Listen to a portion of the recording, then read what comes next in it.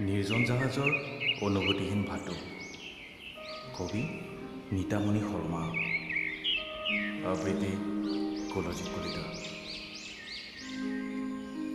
নিৰ্জন জাহাজৰ অনুভূতিহীন ভাটৌ। নিৰ্জন হিয়া খেপিয়াই ফুৰো হৃদয়ৰ বাৰ্তাবোৰ। খেপিয়াব খোজো প্ৰেমৰ বিৰল গভীৰতা।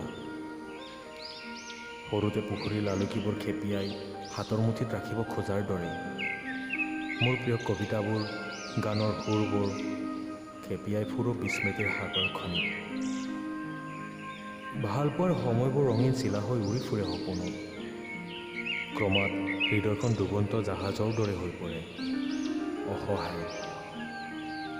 চকুজুৰি হৈ পৰে সেই পজাতবন্দী দুটা পাখিকত ভাটৌ সদৃশ।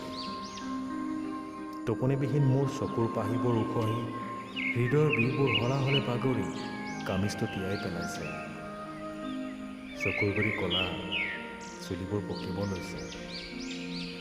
হয়, মানুহবোৰ আইনাৰ দৰে হোৱা উচিত, নিৰ্জীৱ, আৱেগ অনুভূতিবিহীন, যদিও প্ৰতিফলিত প্ৰত্যেক বস্তুৰ চেহেৰা।